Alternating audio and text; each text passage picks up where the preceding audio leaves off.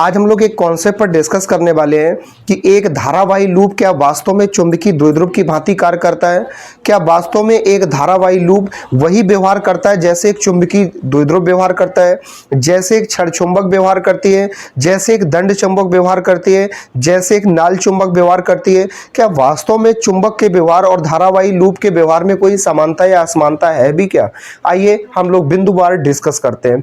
सबसे पहले जानकारी के लिए हम आपको बता देना चाहते हैं कि वास्तव में धारावाही लूप होता क्या है। धारावाही लूप से सीधा तात्पर्य कि तार का एक ऐसा संयोजन जिसमें इलेक्ट्रिसिटी फ्लो हो रही हो, जिसमें करंट फ्लो हो रहा हो, एक पूरा बंद परिपथ जिसमें धारा का प्रवाह हो रहा हो, जिसको हम धारावाही लूप कह सकते हैं। यह किसी भी आकार का हो सकता है। इतनी बात स्पष्ट हुई। और चुंबक के द्विध्रुव से तात्पर्य है, चुंबक में आपने दो प्रकार के नेचर पढ़े होंगे, एक नॉर्थ पोल और एक साउथ पोल। नॉर्थ पोल को प्रेजेंट करने के लिए एन और साउथ पोल को प्रेजेंट करने के लिए एस का प्रयोग करते हैं। जैसा कि आपको जानकारी के लिए हम बता देना चाहते हैं कि वास्तव में धारावाही लूप जो होता है वो चुंबकीय द्विध्रुव की भांति कार्य करता है। यदि किसी धारावाही लूप को धागे से बांधकर स्वतंत्र पूर्वक लटकाया जाए तो वह सदैव उत्तर दक्षिण दिशा में ठहरेगा। आप बिल्कुल सही सुन पा रहे हैं। आपकी जानकारी के लिए जैसे हमने यहाँ पे एक धारावाही लूप का संयोजन बनाया, इस धारावाही लूप को यहां पे करंट इसमें जा रहा है, इसके निचले हिस्से से ऊपर की ओर इस प्रकार से पूरे संयोजन में करंट है। अगर ये इधर जा रहा है तो इधर इस साइड घूम जाएगा, फिर ये नीचे को आएगा, भाई तभी तो पूरे संयोजन में करंट दौड़ेगा। तो इसकी डायरेक्शन इस प्रकार से होगी करंट की।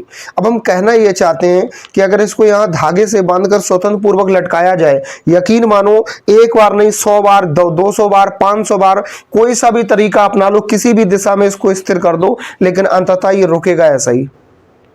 जैसे एक बार रुकेगा उसी स्थिति में हर बार रुकेगा। यानी धारावाही लूप को अगर हम किसी धागे से बांधकर स्वतंत्र पूर्वक लटकाते हैं तो यह सदैव उत्तर दक्षिण दिशा में ठहरता है। उसी प्रकार से हमारी चुंबक काम करती है। अगर किसी चुंबक के एक सिरे को आप धागे से बांधकर स्वतंत्र पूर्वक लटकाओगे, लटका के घुमा के भी छोड़ दो, अंततः यह क्रिया आप 1000 बार भी कर लो, फिर भी परिणाम एक ही आएगा, चुंबक भी बार बार उत्तर दक्षिण दिशा में ठहरेगी। इससे एक बात तो स्पष्ट हो गई कि जैसा धारावाही लूप कार्य करता है उसी प्रकार से चुंबक काम करती है। यानी चुंबक भी चुंबकीय द्विध्रुव दो प्रकार के नेचर को दिखाती है, वैसे ही हमारा धारावाही लूप भी दो प्रकार के नेचर को दिखाता है।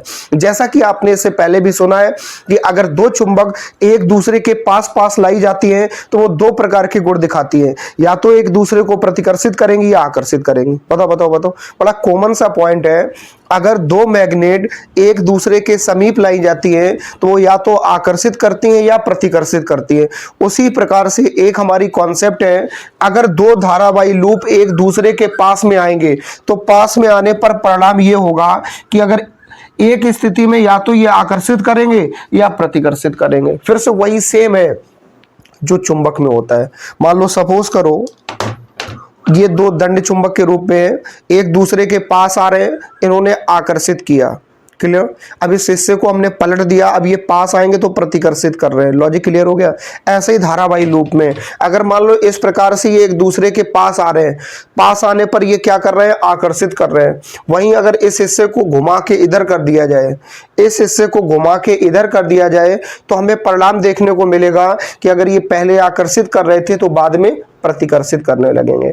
अर्थात हम सीधा सा कह सकते हैं, यदि दो धारावाही लूप एक दूसरे के निकट लाए जाते हैं तो ये आकर्षित या प्रतिकर्षित करने का गुण प्रदर्शित करते हैं। उम्मीद करते हैं कॉन्सेप्ट आपको क्लियर हो गई होगी। वीडियो को लाइक करना और चैनल को सब्सक्राइब करना न भूलें।